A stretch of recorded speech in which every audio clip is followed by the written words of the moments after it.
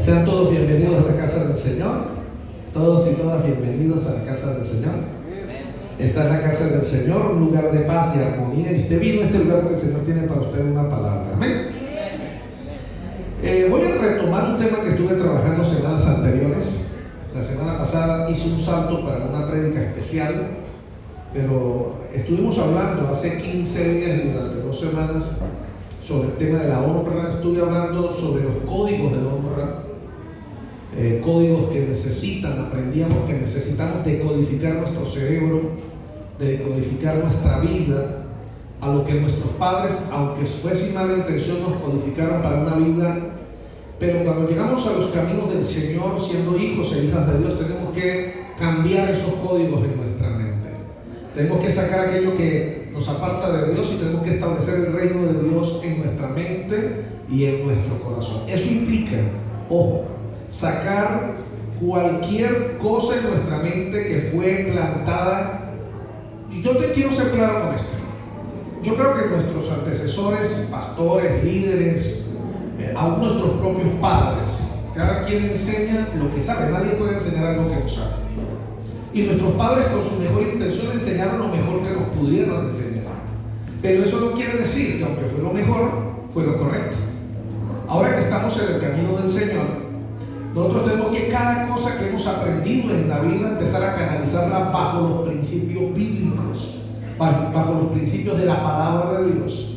Y entender que muchas cosas que aprendimos en el pasado por nuestros padres, por nuestra genética natural, o que aprendimos aún en la parte religiosa, que alguien nos enseñó tal vez con buena intención, pero no está bajo los principios bíblicos, porque una realidad es que mucha gente se sube a los altares y mucha gente, siendo cristiana, enseña cosas que no están en la Biblia, y tenemos que estudiar la palabra de Dios para descubrirlo y cambiar esas cosas. La Biblia dice que en los postreros tiempos habrá muchos hombres amadores de sí mismos, es decir, gente que va a predicar sus propias doctrinas fuera del orden de Dios.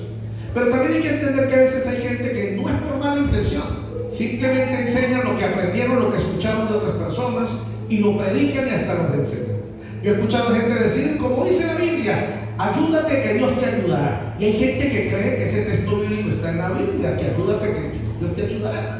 Porque un día escuchó que un evangélico lo dijo y lo empezó a repetir y luego lo repitió. Se hizo doctrina dentro de una iglesia evangélica y la gente lo repite. Ayúdate que Dios te ayudará.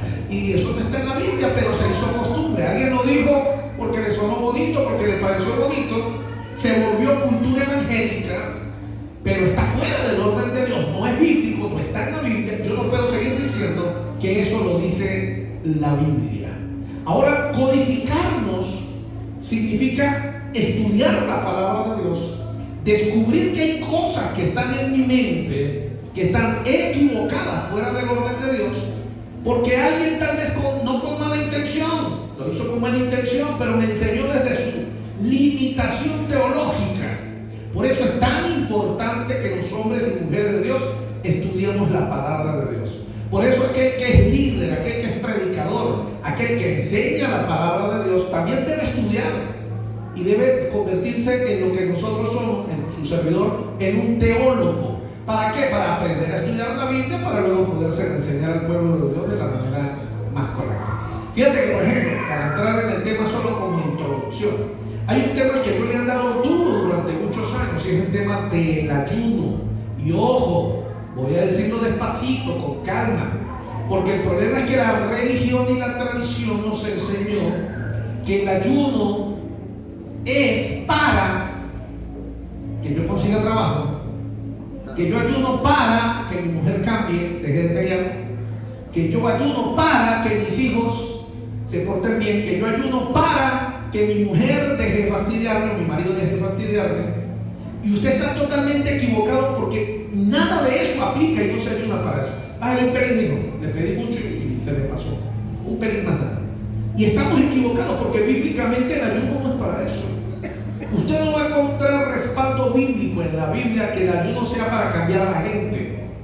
El ayuno literal y bíblicamente es para que yo cambie, no para que cambie la gente a mi alrededor ni cambie las cosas a mi alrededor. El ayuno tiene el objetivo de que yo sea el que cambie. Voy a ayunar ayunar para entender el plan de Dios. Voy a ayunar para que Dios me hable. Voy a ayunar para que Dios me cambie. Voy a ayunar para que Dios... ¿Aló? ¿Alguien me está siguiendo? Y eso es de lo que estoy hablando de los códigos. Hoy voy a hablarle de 7 códigos. Tiene por título 7 principios y códigos de honra.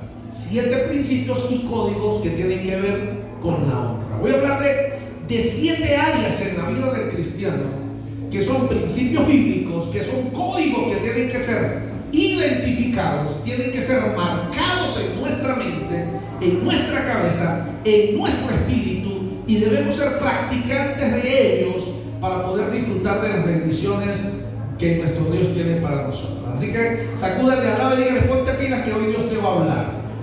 A ver, sacúdalo con confianza. Pilas que Dios te va a hablar. Código número 1, muy conocido por todos, el código de la obediencia. Y voy a comenzar hablando del código de la obediencia, porque a todos nos encanta decirle a los hijos: obedezca porque Dios manda que usted me tiene que obedecer. A todos los que somos pastores y líderes nos encanta decirle a la gente: yo soy el pastor y usted me tiene que obedecer, usted tiene que someter a mi autoridad. Y al que es líder de adoración, alabanza, líder de protocolo, líder de lo que sea, le encanta decirle a la gente: usted me tiene que obedecer, porque los principios de Dios hablan de la obediencia, y si usted es obediente le va a ir bien en la vida. Y eso es verdad. Simplemente que la obediencia va más allá de lo que los demás tienen que obedecerle. La verdadera obediencia tiene que ver en que yo soy el que tiene que obedecer. Obedecer a la palabra de Dios, obedecer a los principios bíblicos, y entender que la obediencia es un principio y un código que tengo que identificar de la manera correcta, porque tiene promesas increíbles y hermosas para aquellos que son practicantes de ella. Mire, le voy a nombrar una historia muy interesante. En el capítulo 35 de Jeremías, un libro poco leído por usted probablemente, allí se describe la historia, no lo voy a leer ahorita, pero se describe la historia de una familia. Era la familia de los recabitas. Usted tal vez me va a decir: pastor, nunca había escuchado hablar de los benditos recabitas. Pero escúcheme, los recabitas decidieron obedecer las instrucciones que su papá les dio, que venían de Dios. Y eran unas instrucciones un poquito complicadas. Mire, allí usted va a encontrar que este hombre, de parte de Dios, Dios le dijo que no sembrara, que su familia no iban a sembrar alimentos, no iban a construir casas, no iban a vivir en carpas, y que no beberían vino. Su familia se iba a someter a este principio por un asunto XY, y usted lo va a poder profundizar si quiere. Estudie la Biblia, no voy a detallar allí. Pero usted va a encontrar que el jefe de familia, por instrucciones de Dios, recibió esta información. Y óigame, la Biblia narra que los hijos de este hombre decidieron obedecer a su papá en lo que Dios les había indicado que hicieran. Esa familia, mi querido hermano, fue tomada por Dios como un ejemplo de obediencia. Óigame bien, pues aunque su padre murió, porque ese hombre murió, ellos siguieron en obediencia a lo que su papá les había enseñado y a lo que Dios les había mandado. ¿Y sabe qué es lo curioso? Jeremías capítulo 35, verso 18 y verso 19. Quiero que se den cuenta de esto. Jeremías dice: y dijo Jeremías a la familia de los recabitas, que les estaba narrando la historia: así ha dicho Jehová de los ejércitos, Dios de Israel, por cuanto obedecisteis al mandamiento de Jonadab vuestro padre, y guardasteis todos sus mandamientos, e hicisteis conforme a todas las cosas que os mandó. Siguiente. Por tanto, así ha dicho Jehová de los ejércitos, Dios de Israel: no faltará de Jonadab, hijo de Recab, un varón que esté en medio de la presencia de Dios. ¿Sabe qué me está narrando esta historia? Que Dios responde a la obediencia con promesas para el futuro. Cuando una persona está dispuesta a hacer lo que Dios le manda, Dios responde de buena manera. Ahora, ¿por qué tengo que hablar de la obediencia de una manera más clara? Porque esto no es cuestión de que solamente obedece a papá, obedece a mamá. Esto es cuestión de cuando Dios te habla en una prédica, cuando Dios te habla porque tú estás estudiando la Biblia, Cuando Dios te habla porque tienes un sueño y recibes de parte de Dios unas indicaciones. Y siempre que Dios te habla, tú tienes el poder en tu mano para decidir hacer lo que Dios te habló o no obedecer.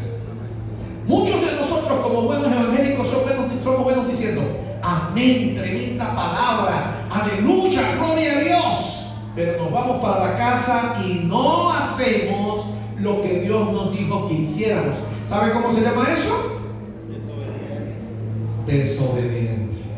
Pero normalmente ahí no vemos el tema de la obediencia. Lo vemos es cuando tenemos que regañar a los hijos. Pero sucede que el término obediencia tiene que ver cuando Dios me habla a mi corazón. Tú escuchas una enseñanza, escuchas una prédica, Dios te dice que tienes que dejar de hacer eso y dices amén, qué bonito, pero te vas a casa y no haces lo que Dios te habló. Eso se llama desobediencia. Pero qué lindo cuando un hombre o una mujer de Dios puede escuchar a Dios, Dios le da un mensaje y esa persona dice amén, a partir de hoy yo cambio, dejo de hacer lo que estaba incorrecto y empiezo a hacer lo que es correcto. Óigame, hay mucho pueblo de Dios que busca de Dios, que ora a Dios, que canta a Dios, que se congrega en la iglesia, pero viven en desobediencia. Porque saben lo que es malo, saben lo que es incorrecto y siguen viviendo en desobediencia. Y otra vez, las promesas del cielo, los regalos del cielo, vienen es a causa de la obediencia. No a causa de que yo eche una lagrimita, no a causa de que yo llore un poquito, no a causa de que venga y le ponga a Dios, pero es que Dios me entiende. No, Dios no entiende, porque Dios es justo y Dios nos da a cada quien lo que corresponde según su justicia. Por favor, sacúdale al lado y dígale, aprende sobre la obediencia, por favor. Deuteronomio capítulo 28, del verso 2 y 13, hablando de la obediencia. Escuche lo que dice. Miren lo que dice a causa de la obediencia. Y no estoy hablando de que tú le digas, hijo, obedezca porque la Biblia dice que obedezca. No, le estoy hablando a usted, a lo que Dios le habla al corazón.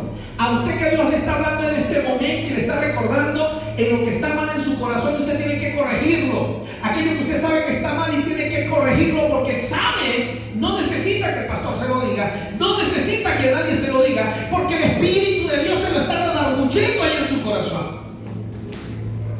Y a usted el Señor le dice así, mire, te abrirá Jehová su buen tesoro. Mire que es una promesa. Te abrirá, futuro, Jehová su buen tesoro del cielo para enviar la lluvia a tu tierra y en su tiempo para bendecir toda la obra de tus manos, y prestarás a muchas naciones y tú no pedirás prestado. Siguiente. Te pondrá Jehová por cabeza y no por cola, y estarás encima solamente y no estarás debajo, si obedecieres los mandamientos de Jehová tu Dios que yo te ordeno hoy para que los guardes y los cumplas. Pastor, estos son los 10 mandamientos. Tal vez usted pueda verlo como los 10 mandamientos, pero lo que hoy te quiero resaltar es lo que Dios te está pidiendo que cambies en tu vida. Esa es la obediencia que Dios está esperando de ti. Y Dios te dice, te abrirá Jehová el buen tesoro del cielo a causa de que obedezcas lo que hoy te estoy hablando a tu corazón. Hay cosas en la vida, escúcheme esto, que no tienen que ver con oración ni con ayuno. Hay cosas en la vida que solamente tienen que ver con obediencia.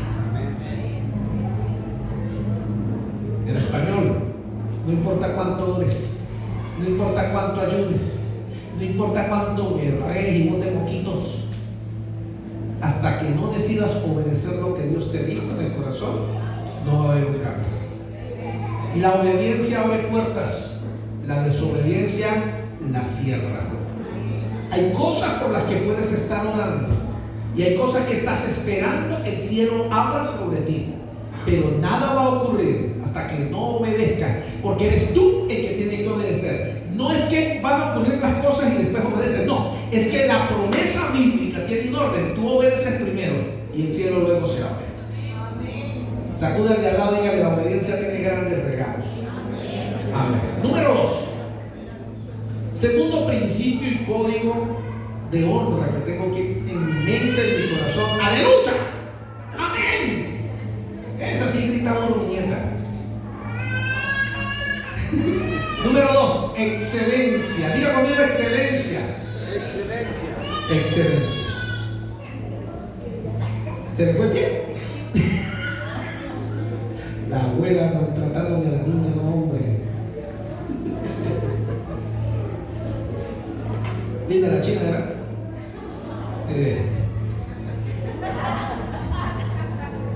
Esos ojos azul profundo que tiene mi princesa.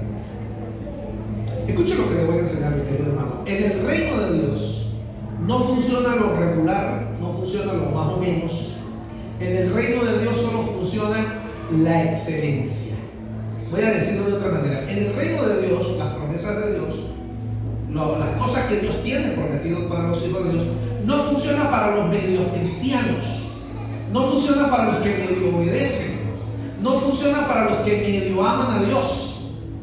Para Dios existe una palabra que se llama excelencia, y en Dios solo funcionan las cosas excelentes.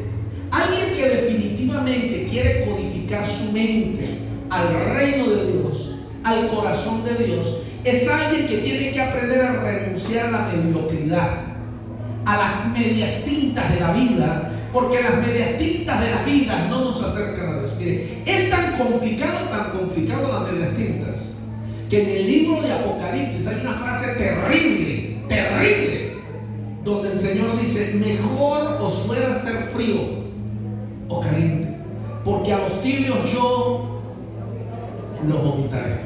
¿Sabe qué está diciendo la Biblia? La Biblia está diciendo: mejor es que te decidas y te vayas para el mundo y vivas como un mundano, a que vivas medio evangélico y medio mundano, porque a los medio evangélicos, a los medio cristianos, a los que medio creen, a los que medio piensan, a los que medio aman, Dios los vomita. Y esa expresión quiere decir: Dios los desprecia. Y esto, ojo, no está diciendo y hablando de debilidades, porque obviamente todos luchamos con debilidades y todos tenemos áreas en nuestra vida en las que Dios está trabajando para mejorar. Dios está hablando del carácter como hombres y mujeres de Dios. Gente que todavía nos gusta jugar con el amor de Dios, que nos gusta jugar con lo que Dios nos habla, hablando del tema de desobediencia, que hace un minuto hablaba, y aún hablando de lo que es la excelencia. Óigame bien, debes terminar lo que comienzas.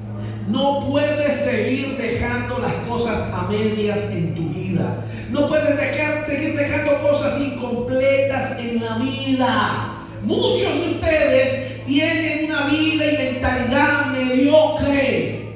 Comienzan muchas cosas y simplemente no las terminan. Y así es su vida en relación con Dios, así es su vida en relación matrimonial, así es su vida en relación con sus hijos. Una lista interminable de muchas cosas comenzadas y una lista interminable de cosas que simplemente a mitad de camino abandonas porque no te gusta la excelencia. Y cuando las cosas no salen bien, el evangélico es bueno diciendo: ah, es que eso no era la voluntad de Dios. ¿Y por qué abandonó el matrimonio? Ah, porque debe ser que yo me equivoqué y no era el plan de Dios. ¿Y por qué abandonó los hijos? Ah, debe ser que, bueno, Dios entiende. ¿Y por qué abandonó los estudios? Ah, ¿por qué? ¿Y por qué abandonó la empresa? Ah, ¿y sabe cómo se llama eso? Diga conmigo: mediocridad. A ver, delante su mano derecha conmigo. Diga conmigo: hoy renuncio a toda mediocridad en mi vida. Yo no soy mediocre, yo soy de la excelencia del reino de Dios. Aplauda a nuestro Señor Dios.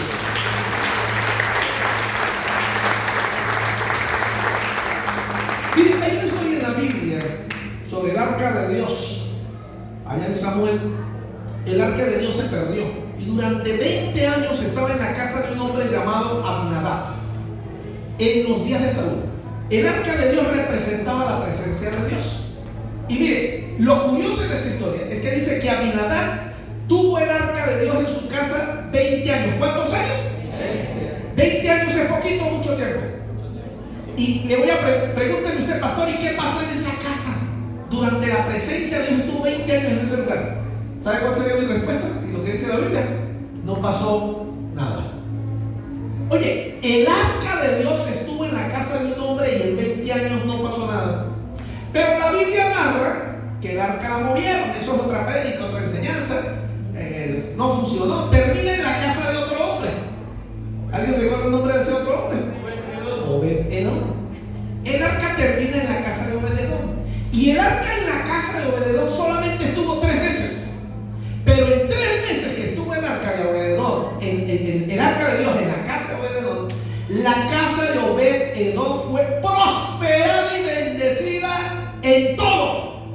¿Cómo es posible que si el arca de Dios estaba en una casa 20 años no pasó nada y estuvo en la casa de un solo hombre durante 3 meses y todo cambió y todo mejoró? ¿Cuál era la diferencia? Mentalidad de excelencia. 20 años el arca de Dios estuvo en la casa de Abinadab. ¿Y sabe qué pasó durante 20 años mientras el arca estuvo en la casa de Abinadab? Estuvo llena de polvo en un rincón, porque así es mucho con la presencia de Dios. Nos hacemos llamar cristianos, pero en nuestra casa Dios está en un rincón. Pero sucede que cuando el arca llegó a la casa de Obed-Edom, que solamente estuvo 3 meses, Obed-Edom sabía lo que entró en su casa, y desde el momento en que el arca entró en la casa, Obed-Edom hizo lo que era correcto, le dio el lugar a la presencia de Dios. Durante 3 meses hubo constante adoración alrededor del arca de la presencia de Dios. ¿Y sabe qué provoca? Un ambiente de excelencia ante Dios. Provoca que los cielos también se abran. Ahora, voy a hacer una pausa aquí sobre la palabra excelencia. ¿Qué significa la palabra excelencia? Óigame, quiero corregir un detalle aquí. La palabra excelencia no significa perfección. Algunas personas creen que excelencia es perfección. No, excelencia no es sinónimo de perfección. Diga conmigo, excelencia no es perfección. Excelencia no es perfección. Dios no espera que usted sea perfecto, pero Dios sí espera que usted sea excelente. Ajá, pastor, ¿y cuál es la diferencia? Sencillo. ¿Sabe qué es lo que estaba ocurriendo con el arca en aquel momento? Rapidito. Saúl, como no estaba lejos de Dios, él perdió el arca se perdió, nadie sabía de nada del arca. David un día se entera que el arca estaba por allá abandonada, la manda a buscar. Y en el camino, cuando la manda a andar, el arca se murió una persona, el arca responde. ¿Y qué fue lo que pasó aquí? David era hombre de Dios. Y sucede que en el camino hubo muertos tratando de mover el arca de Dios. Después David se entera que el arca estaba en la casa de Obed-Edom, donde se quedó. El hombre era muy próspero y David dijo: yo tengo que traer el arca para la casa, porque yo soy el rey. Y la presencia de Dios está en la casa de ese hombre y Dios está bendiciendo a ese hombre. Yo necesito que me bendigas a mí, al rey. ¿Cuál fue la diferencia entre la primera vez que David movió el arca y la segunda vez que David movió el arca? Muy simple. La primera vez que David movió el arca de la casa de Abinadab, que tenía 20 años abandonada, David la movió en sus emociones e hizo una fiesta y un bochinche y movió el arca, y Dios se molestó. ¿Sabe por qué? Porque la palabra excelencia no significa perfección. La palabra excelencia significa hacer las cosas de la manera correcta. Y David, cuando sacó el arca de la primera casa, él no sabía, no había averiguado cómo tenía que hacerlo. Por eso hubo un muerto. Cuando en la segunda oportunidad David va a mover el arca, David dice: yo necesito el arca aquí en la casa, pero ¿por qué se murió el bendito? ¿Por qué Dios se puso bravo? Entonces la Biblia dice que David mandó a todos los estudiosos de la ley que le ayudaran a leer los libros, la Biblia en español, y averiguar por qué el bendito se había muerto. Entonces los que estudiaron los papiros, toda la historia, descubrieron que para mover el arca Dios había establecido normas y formas de cómo hacerlo. Y entonces David, en esta segunda oportunidad, no lo hizo bajo sus emociones, lo hizo como Dios manda. Y como lo hizo como Dios manda, el arca llegó hasta su casa y el reinado del rey David se convirtió en un reinado exitoso. ¿Sabe qué significa que tú tengas un Mírame aquí. Que aprendas a hacer las cosas como Dios manda y no como a ti te parezca.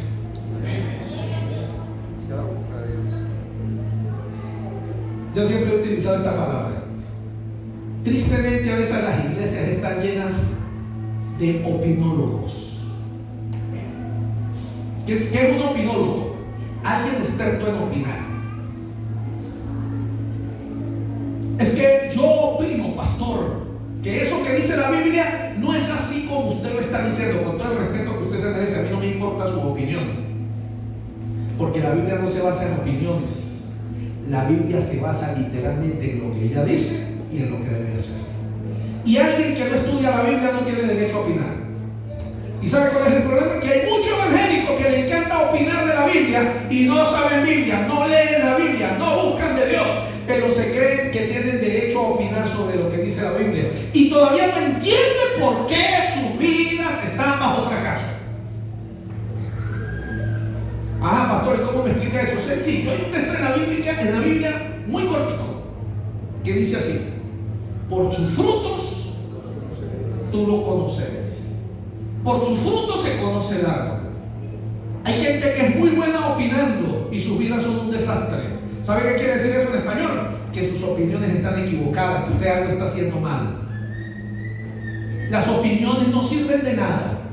El mundo está lleno de gente que opina cómo es Dios, que opina cómo debería ser Dios, que opina cómo debería ser la iglesia. Las iglesias evangélicas están llenas de gente que tienen opiniones. Es que debería ser así, esto debería ser así, el pastor no debería decir eso, la plata debería ser manejada así, esto debería manejarse allá. Perdónenme, excelencia no son opiniones.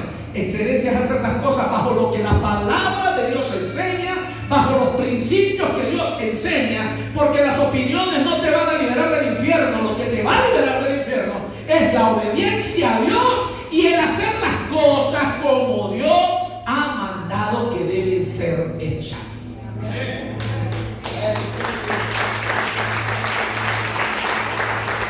Y si no, pregúntele al hijo de Aminadab, que fue el que murió cuando trataron de mover el arca y no lo estaban haciendo de la manera correcta. ¿Sabe qué me enseña esa historia a mí? Que cuando un evangélico, alguien que dice creer en Dios, hace las cosas a su manera, fuera del orden de Dios, escúcheme, Dios se enfurece, se molesta. Ay, pastor, yo pensé que Dios era solo amor. No, Dios no es solo amor. La Biblia a mí me enseña que Dios cuando bota la piedra, hermano, que Dios cuando se molesta, los montes tiemblan, la tierra tiembla y los mares tiemblan. Y déjeme decirle, a usted no le conviene que Dios se moleste. Esto no es cuestión de opiniones. Si algo a usted no le parece, busque, estudie la Biblia al menos, para ganarse el derecho de discutir un tema, de hablar de algo. Pero no podemos ser evangélicos que lo que hacemos es opinar y opinar y opinar de lo que creemos de cómo es Dios.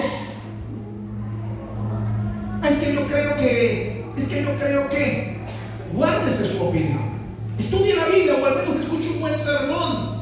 Deje de estar escuchando tanto TikTok y tanto Instagram y tanto prédica tonta y ridícula en internet y en las redes sociales, que no todo es malo, pero la gran mayoría lo es. Venga para acá, para la iglesia, que el pastor le está dando a usted la cara y le está predicando mirándolo a los ojos. Yo no me le voy a esconder con lo que estoy predicando. Pero usted no sabe que el que le está predicando por internet, usted ni siquiera sabe cómo está con la mujer. Usted ni siquiera sabe cómo está con la finanza, cómo le está yendo. Y usted anda diciendo, mira, que esta palabra tan bonita. Y usted ni siquiera sabe de la vida de esa persona. ¿Y qué tal si simplemente es alguien que sabe hablar bonito y tiene una familia destruida en todo? Ay, no, pastor, no puede ser que alguien que hable tan bonito no le esté yendo bien. Hermano, la Biblia habla de esos postreros tiempos precisamente. Por eso usted tiene derecho y el deber de venir a una congregación, de congregarse en una iglesia, de dejar de congregarse por internet, venir aquí a escuchar al pastor, a conocer a su pastor y darle la mano y decirle a su pastor, ¿sabe qué, pastor? Esa parte de la prédica que usted dijo, no me parece tan bien. Bueno, vamos a hablar, ¿por qué no le parece tan bien? Eso sí, no me vaya a salir con que usted opina. Es que yo digo, pero ¿cuál opinión? A mí no me interesa su opinión. Dígame, por lo menos en la Biblia donde usted leyó que es diferente. Una vez, hace muchos años, nos pasó aquí en la iglesia que alguien de muchos años se había descarriado, muchos años apartado de Dios, volvió a la iglesia. Estábamos en día de bautizo, estábamos por bautizar. Y una persona vino, se acercó, pastor, a mí me gustaría bautizarme. Y yo le dije, ajá, muy bien. ¿Usted se bautizó ya alguna vez? Dice, sí, yo me bauticé cuando yo era niño, cuando estaba adolescente, en una iglesia evangélica. Pero a mí me gustaría bautizarme de nuevo. Y me preguntó, ¿yo me puedo volver a bautizar, pastor? Y yo miré, busqué toda mi teología, todo lo profundo, y le tuve que decir, ya dame chance, porque esa nunca me la habían preguntado. ¿Me puedo volver a bautizar? Y la verdad tengo que confesarle, me dejó pensando. ¿Por qué? Porque yo analicé y yo dije, ¿dónde en la Biblia habrá algo que diga que es prohibido bautizarse otra vez? ¿O dónde en la Biblia dirá que volverse a bautizar ofende a Dios, lastima a Dios, hiere a Dios? Hermano, y me di vueltas a la cabeza y no encontré ninguna respuesta.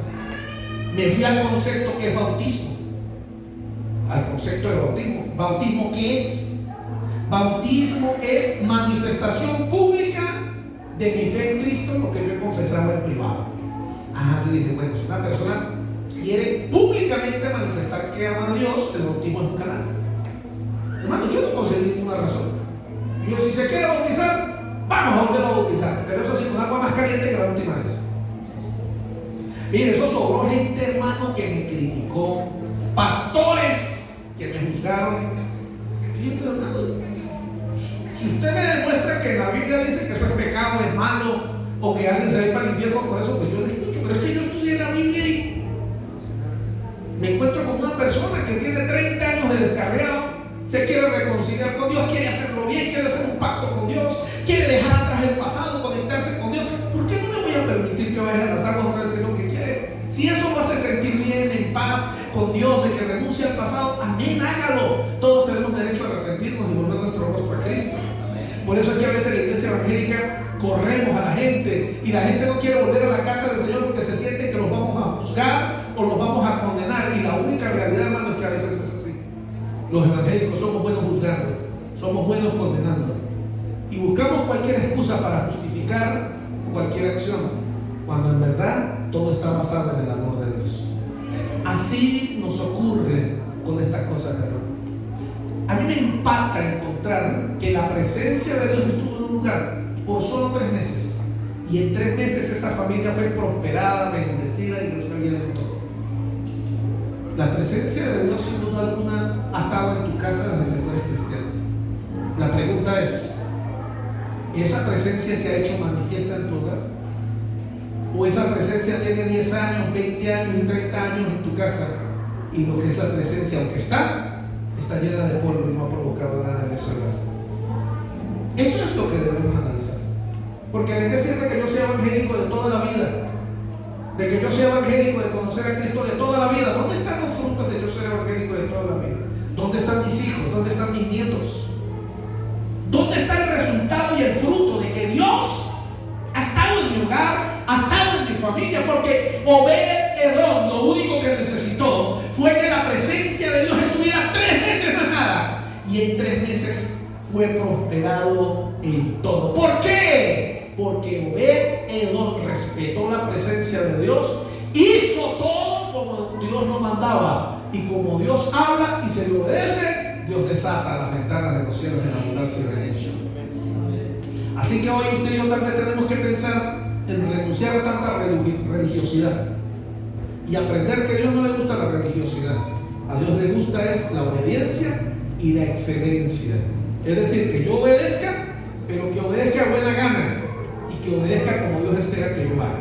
Así que dígale al de al lado, ponte pilas. A ver, sacuda al de al lado y dice, ponte pilas. Número 3, tercer código, principio de honra. Lealtad. Lealtad. Y quiero comenzar hablando de lealtad, diciendo esta frase. Lealtad es una decisión del corazón que no se puede comprar. La lealtad es una decisión del corazón que no se puede comprar. Segunda de Samuel, capítulo 15, en el verso 20. Hay una historia muy bonita y no es la única. Vamos a narrarle al menos una segunda historia. Segunda de Samuel, capítulo 15, en el verso 20 al 22. Eso, ¿ya lo despertó? Miren lo que dice la Biblia. El mío comienza ayer viniste. 15:20. Bueno.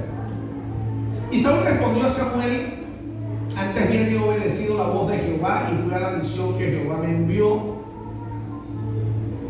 Segunda de Samuel. Eso no me parece. Desde aquí, en la parte de arriba. Ahí cuando usted lo golpea aquí arriba, el computador anda más rápido.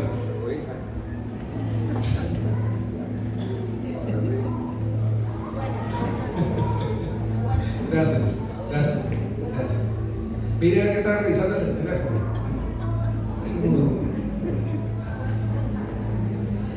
Mire lo que dice la cita bíblica. Ayer viniste y he de hacer hoy que te muevas para ir con nosotros.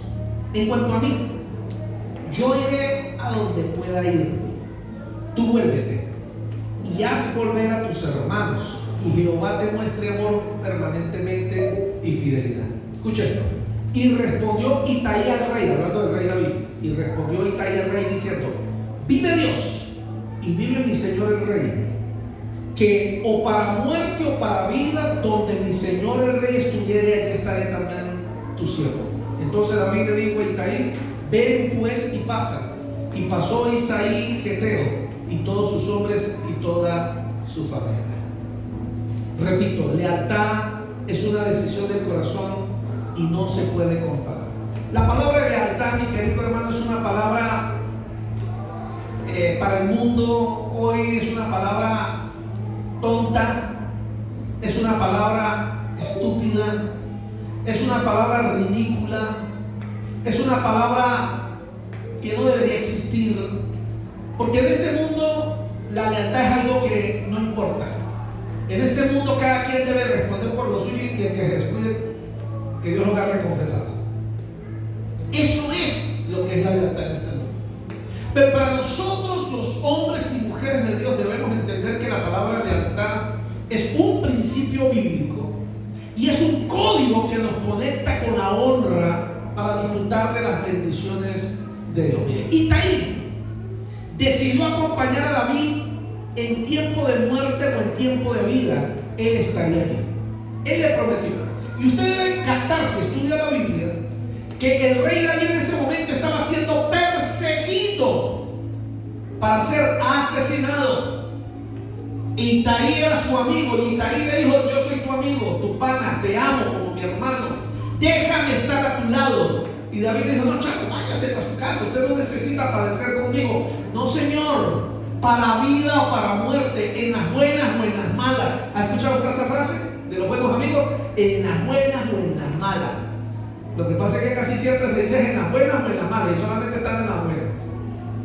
La verdadera lealtad, la verdadera amistad, lo que realmente significa lealtad, hermano, se nota es en las malas, no en las buenas. Y no es la única historia. Si usted se va a otro lado de la Biblia, se va a encontrar a Noemí y a Ruth. Así es. Noemí y Ruth es una historia increíble. Noemí sale del pueblo de Dios con su esposo, con sus hijos, se va a otra nación por razones X o Y que no vamos a explicar hoy. Por allá se le murió el marido, luego se le murieron los hijos, solamente le quedaron las 2 nueras. Y ella dice: ya, mi vida no se puede volver a la casa de mis padres, a mi pueblo, a mi nación. Ya no tengo nada. Las mujeres, recuerden que no tenían derecho en el antiguo pacto. Hoy día sí, gracias al Señor. A veces abusan, pero sí tienen hoy día derecho. Antes no había derecho. Cuando una mujer perdía a su marido, no tenía derecho a herencia, no tenía derecho a nada. Y esta mujer dice: volveré para morirme allá porque no tengo derecho a nada. Y Ruth, sus 2 nueras deciden acompañarla, pero ella le dice: ¿para qué me van a acompañar a mí? No tengo nada que ofrecerles, no tengo hijos para que se casen con él. Vayan, hagan vida ustedes para estas muchachas. Todavía pueden conseguir un marido que las ame, uno que las quiera, que tenga platica, que tenga negocios, para que las mantengan bonitas y cuidadas. Así como la madre le dice a las muchachas: busque uno que tenga plata. Noemí le dijo lo mismo. Y una de ellas dijo, pues sí, tiene razón, mejor me voy. Yo todavía soy joven, todavía puedo conseguir marido. Pero la Biblia narra que Ruth en particular, Ruth le dijo, no señora, yo a usted la amo con mi corazón. Y donde usted vaya a estar, yo voy a estar con usted. Donde usted, el Dios que usted decida adorar, va a ser el Dios que usted al final con el mismo está bien, vamos. Y la historia narra, mi querido hermano, que esta muchacha Ruth, que no era del pueblo de Dios, óigame, no era del pueblo de Dios, para ella no había promesas. Pero a causa de la lealtad que demostró a Noemí, cuando Noemí vuelve a tierra, Dios tenía planes para Noemí y tenía planes para Ruth. Pasó algo sobrenatural, algo increíble. Leas el libro, estudia la Biblia, no la va a narrar toda, estudia la Biblia. Al menos leas la película. Pasa algo increíble, hermano. Y esta mujer, Ruth, que no era del pueblo de Dios, que no tenía derecho a nada, termina convirtiéndose en la abuela del rey David. Nada más y nada menos. Échale numeritos. ¿A causa de qué? Diga conmigo, lealtad. Lealtad. ¿Sabe qué es lo que hace la lealtad? La lealtad nos conecta aún con lo que no tenemos derecho. La lealtad nos conecta con lo sobrenatural, porque la lealtad es una virtud en vía de extinción. La gente no quiere ser leal, la gente no le interesa la lealtad. Miren, ¿quién mejor nos puede dar un ejemplo de lealtad que Judas? Judas, mi querido hermano, el más fiel amigo del Señor. Tuvo el maestro de la excelencia, tuvo al pastor más amoroso y al predicador más elocuente, y aún así Judas decidió traicionarlo y venderlo por 30 monedas de plata. Así que la lealtad no es algo que simplemente se exprese con labios. La lealtad es algo que nace del corazón, que no se puede comprar y que necesitamos entender que es una virtud del cielo que debemos identificar. Mi consejo hoy para usted con respecto a la lealtad, mi querido llamado o llamada, sea leal a Dios, sea leal a su pareja, sea leal a sus hijos, sea leal a usted mismo con lo que usted ha decidido creer, sea leal a su iglesia. Cultive la lealtad en su vida como una virtud, y le garantizo algo: puertas que usted nunca se imaginó que iban a estar abiertas, Dios va a empezar a abrir para usted, porque la lealtad tiene esa bendición. Aplausos, un aplauso.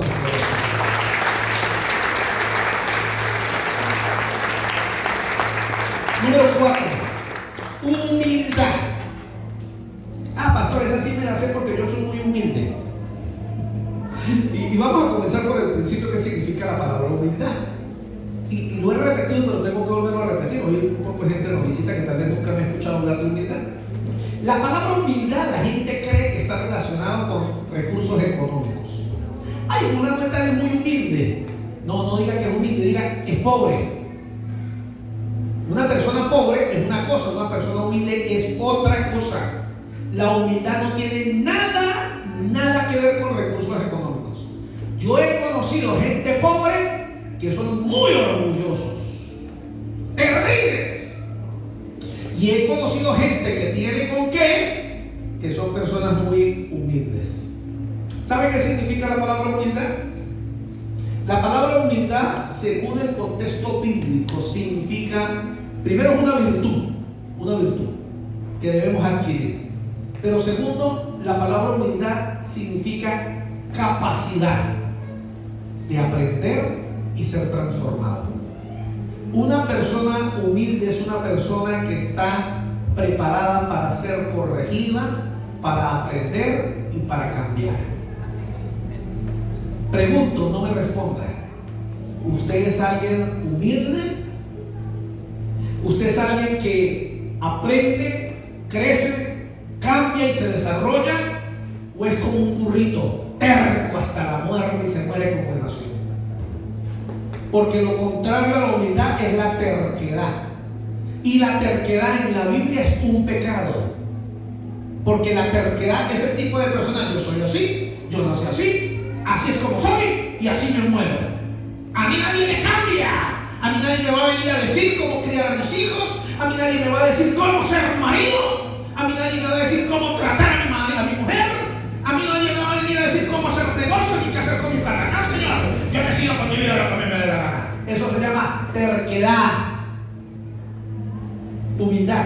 es que usted escucha el mensaje de Dios y usted se da cuenta, estoy pelado, como dijo mi abuelo, estoy mirando fuera del bote, como que tengo que cambiar, como que eso está mal y yo lo venía haciendo así, wow, voy a tener que corregir. Eso solamente lo hace una persona humilde, un corazón humilde.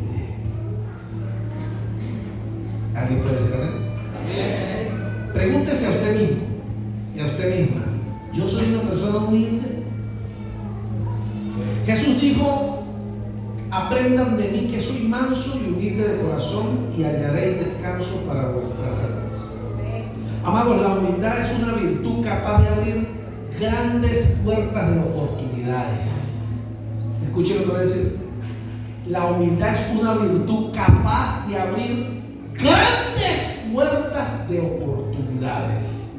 Gente que aprende a desarrollar la humildad puede estar preparado para llegar a lugares donde nunca se imaginó que podía llegar. Puede estar preparado para que Dios le abra puertas que nunca tuvo derecho ni merecía que le fueran abiertas.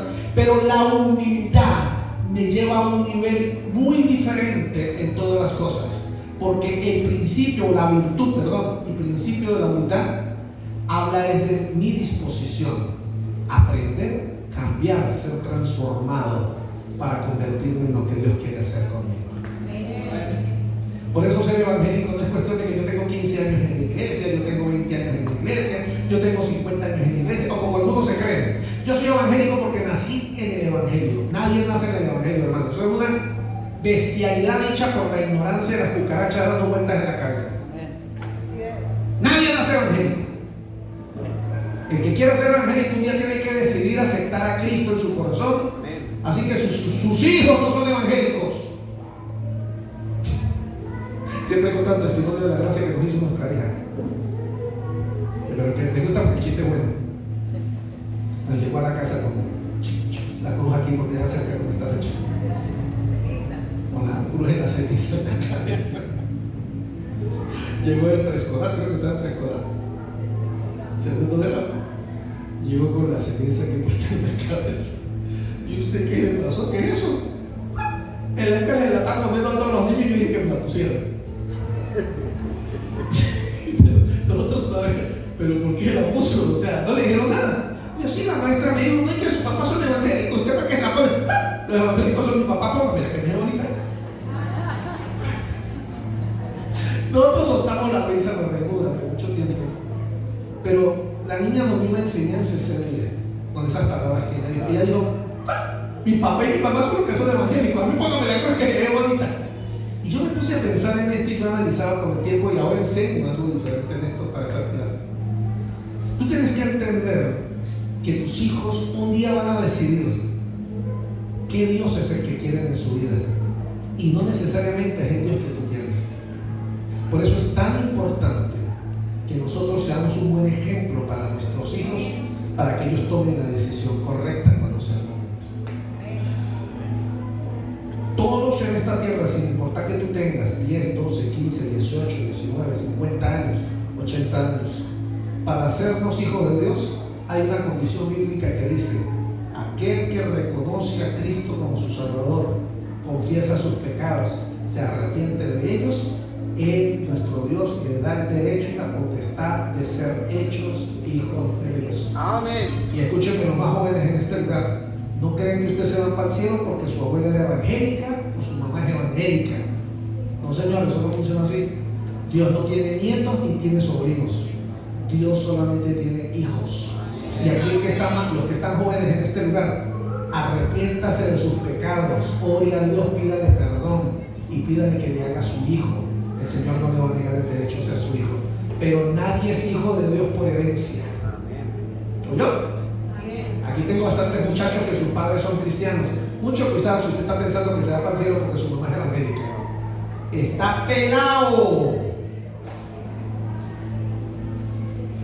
Número 5. Generosidad.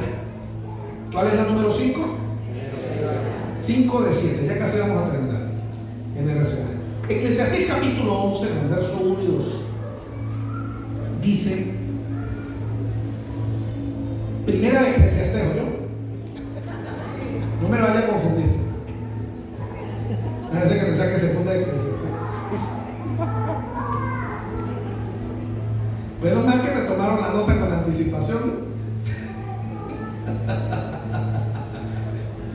Miren lo que dice Eclesiastés. Echa tu pan sobre las aguas, porque después de muchos días lo hallarás. Siguiente. Reparte a 7 y aún a 8, porque no sabes el mal que vendrá sobre la tierra. Amado, escucha esto. La generosidad es la capacidad de poder compartir con el prójimo, aun cuando no se tenga nada. La iglesia de Filipenses, usted va a leer en el libro de Filipenses, la iglesia de Filipos, dice que ellos de sus propios recursos enviaban y sustentaban a Pablo aún estando en la cárcel. Y oigan, la iglesia de Filipos o los filipenses que aparecen en la Biblia era una iglesia de muy bajos recursos, era llena de gente pobre, pero la Biblia dice que ellos tenían un corazón generoso. Y la palabra generosidad, hermano, no tiene que ver con que tú tengas riquezas. La palabra generosidad es estar dispuesto a compartir, aún así sea lo poco que yo tengo, con otras personas. La generosidad es un principio y es un código de honra que desata bendiciones desde el cielo. Esperar tener plata para ser generoso es una mentira y es un engaño. Aprender a ser generoso aún con lo poco que tienes es lo más hermoso que tú puedes encontrar en la palabra de Dios. La Biblia habla de los niños, que seamos como niños. Miren, nadie más generoso que un niño. Ve a un niño comiéndose una chupeta al lado de otro niño. Si su papá todavía no le ha contaminado la mente, ese niño se va a sacar la chupeta de su boca y se la va a compartir al otro niño. Pero si su papá, que es un hombre egoísta, o su mamá, que es una persona egoísta, herida, que no se ha sanado el corazón, ya le empezó a meter en ese bobo, eso es para usted, ¿qué hace compartiéndolo con los demás? Eso es porque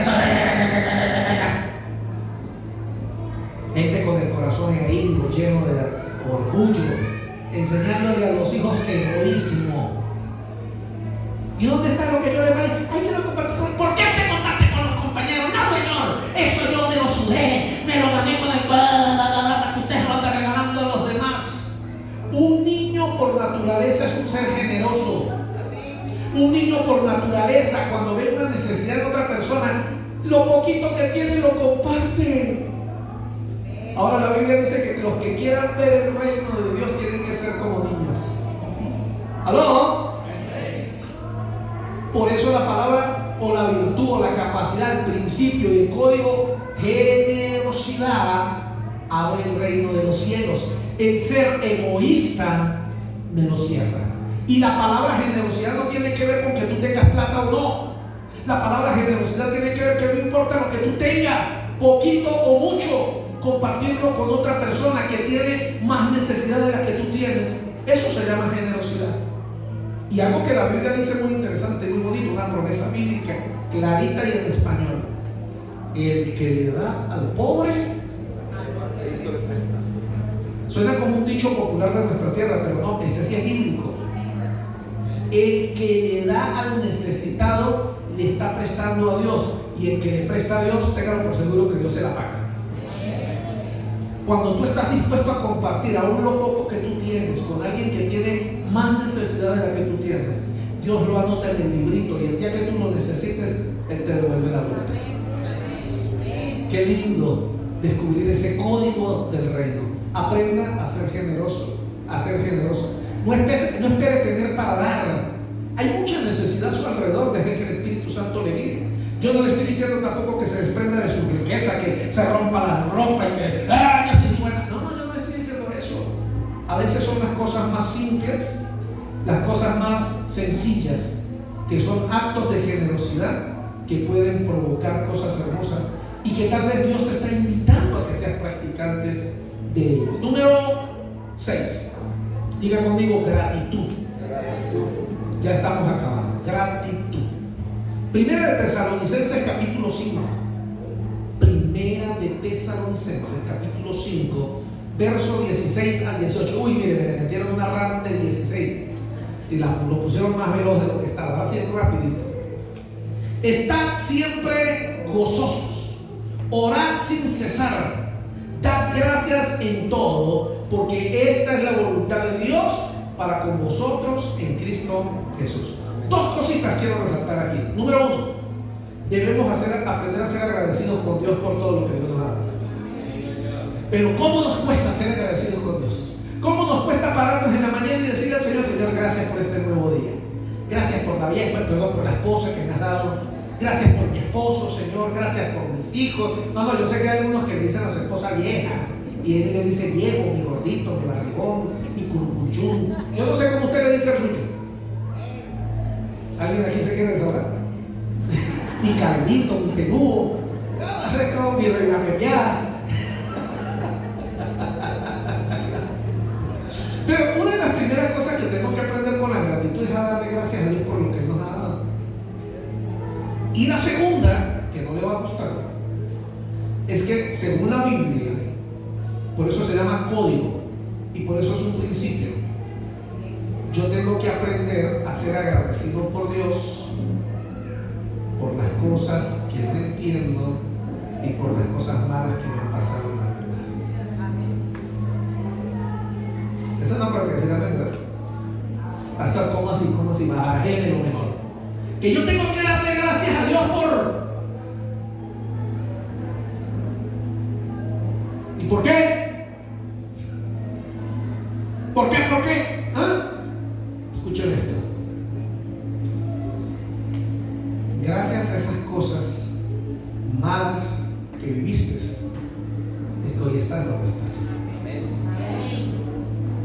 Cada mala experiencia, cada lágrima, cada dolor, cada tristeza, por más mala que sea, te trajeron a donde estás. La Biblia, la palabra de Dios, habla de que todo en la Biblia, todo está en las manos de Dios. Todo está en el orden perfecto de Dios. Y la palabra de Dios también me enseña para los que aman a Dios, todas, ¿cómo dice? Todas las cosas, ¿cómo dice? Le ayudan para bien. Lo que pasa es que los seres humanos somos tan egoístas que todo lo que es malo y debemos desechar. Hermano, las heridas que tú tuviste en tu infancia, adolescente, juventud, las cicatrices que cargan en tu cuerpo y aún en tu alma, hablan de las batallas que has tenido que vivir en la vida. Pero también hablan de dónde Dios te sacó. También hablan de cómo Dios te sanó. También hablan de cuando Dios te rescató. También hablan de Dios que te ama. Mire, normalmente cuando una persona sufre de cáncer o está en quimioterapia, hay una señal que lo marca.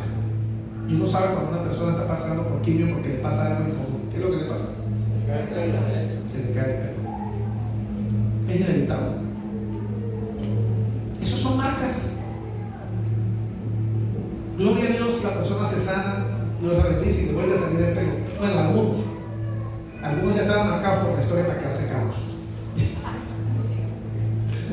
Pero la verdad es que las marcas, las heridas que tenemos en nuestro cuerpo, en nuestro espíritu, no tenemos por qué sentirnos avergonzados de ellas.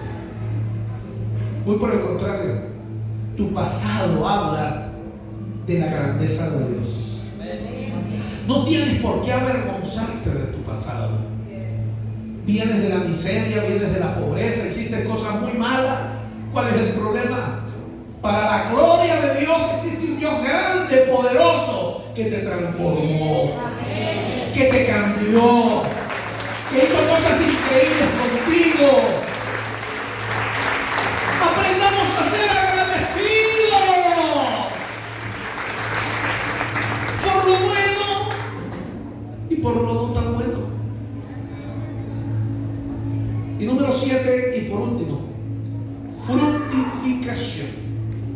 Juan capítulo 15, verso 1, verso 2, verso 4 y 5. Juan capítulo 15. Miren lo que dice la Biblia. Yo soy la vid verdadera y mi Padre es el labrador. Todo pámpano que en mí no lleva fruto lo quitará, y todo aquel que lleva fruto lo limpiará para que lleve más fruto. Permaneced en mí y yo en vosotros, como el pámpano no puede llevar fruto por sí mismo si no permanece en la vid, así tampoco vosotros si no permanecéis en mí. Yo soy la vid, vosotros los pámpanos. El que permanece en mí y yo en él, este lleva mucho fruto, porque separado de mí nada podéis hacer. Hay una característica que dice la Biblia de la gente que vive pegada a Jesús, y es que llevan mucho. La gente que vive pegada a Jesús lleva mucho fruto. La gente que vive desprendida de Jesús no llevan fruto. La gente que vive pegada a Jesús lleva fruto. La gente que no vive pegada a Jesús no lleva fruto. Muéstrame tus frutos y me dirás si estás pegado a Jesús o estás desprendido de Él. Sería una gran deshonra estar en Cristo y no producir frutos. Sería una gran deshonra que tú digas que eres cristiano, que eres cristiana, que amas a Dios y que no das fruto.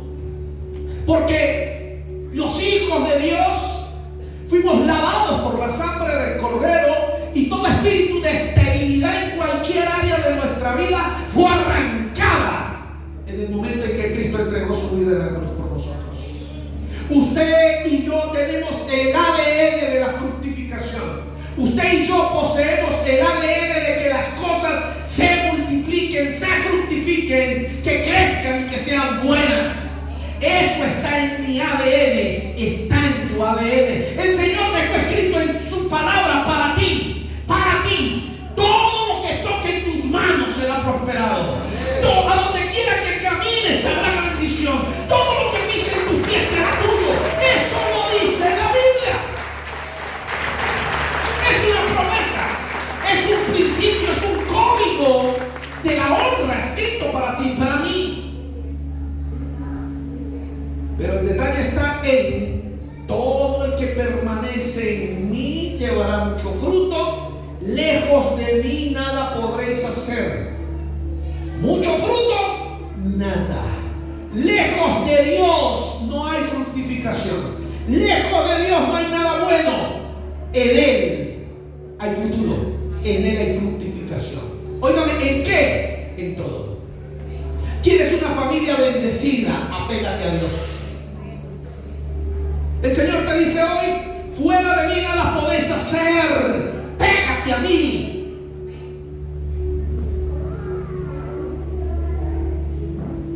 Nosotros somos la imagen de Cristo. Por eso usted y yo tenemos que reflejar que somos gente fructífera. No por apariencias. No como un día con un X siervo de Dios, muy bonito, bien vestido, con ropa cara, chaquetas bonitas, zapatos de marca, muy elegante, muy bonito, y para todos lados donde iba oliendo perfume caro y todo bien fino. ¿Y usted por qué se viste así? Le pregunté un día. Porque yo tengo que reflejar que soy un hombre bendecido por Dios. Yo, un hombre bendecido por Dios, y yo te conozco. Vives arrimado, no tienes plata. Lo poquito que gana lo ganas para comprarse ropa fina y comprarse perfume fino, para aparentar que es un hombre bendecido. Tú no tienes que aparentar que eres bendecido. Tú necesitas mostrar que eres bendecido. Y las bendiciones no tienen que ver con dinero. Las bendiciones tienen que ver con todo a tu alrededor: tu matrimonio, tus hijos, tu hogar, el sueño y el anhelo que Dios ha colocado en tu corazón. Dios te llamó para que fructifiques en todo lo que Él te ha dado. Pero tenemos que entender que el secreto está lejos de mí. Pastor, pero yo estoy así, agarrado del Señor, porque yo vengo todos los domingos para la iglesia. Ya va, saque esa cucaracha que tiene un rato de domingo en la cabeza. ¿Quién es usted eso que usted por venir a la iglesia está así? Cuando usted está así los domingos en la iglesia, porque es evangélico. Pero su relación con Dios tiene que ver con lo primero: obediencia, lealtad. Y en la lista de las... ya está: obediencia, excelencia, lealtad, humildad, generosidad, gratitud. Esos son los frutos y las señales de que estás así, agarrado a Cristo. No las palabras evangélicas o bonitas porque estés viniendo a la iglesia. Yo puedo venir a la iglesia y vivir una vida fracasada. Yo puedo venir a la iglesia y tener un matrimonio destruido. Yo puedo venir a la iglesia y que nada me salga bien en la vida y ser una mala imagen para el mundo. Usted es evangélico,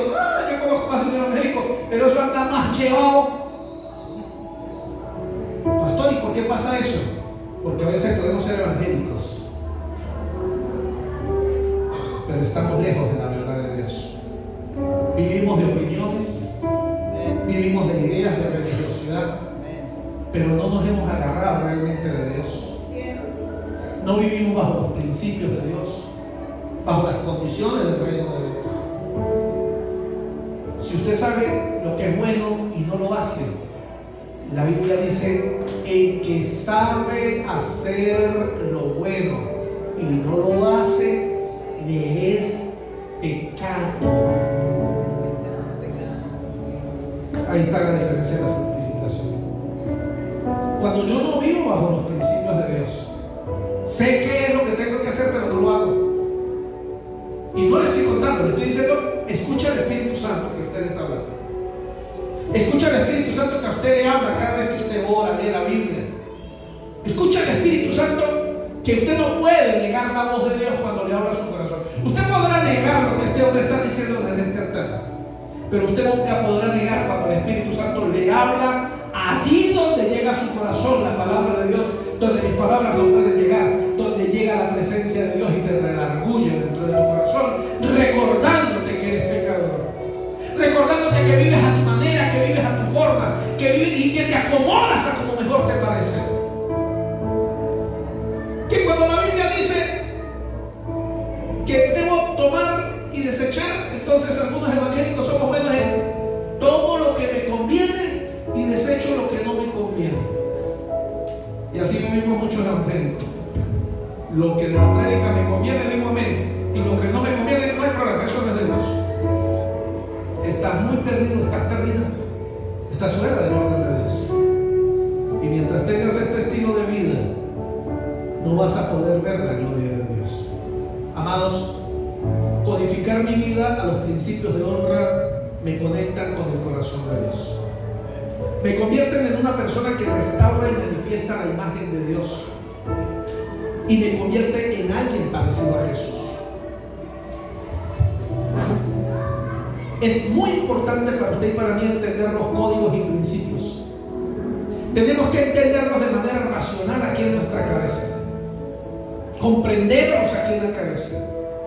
Y después pedirle al Espíritu Santo: grábalos aquí dentro de mi espíritu, Señor. Entiendo los principios, entiendo los códigos, y necesito que en mi espíritu queden escritos, marcados, y convertirme en un practicante de los principios y los códigos del reino.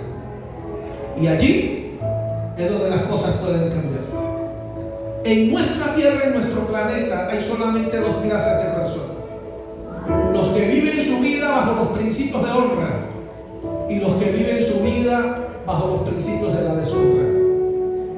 Mi consejo hoy para ti es: decida ser codificado, decida por la palabra de Dios, aplique esos principios en su vida y vas a tener tus propios testimonios para contar de lo que Dios va a empezar a hacer en ti y en tu familia. Amén. Aplaudan a Dios que vive.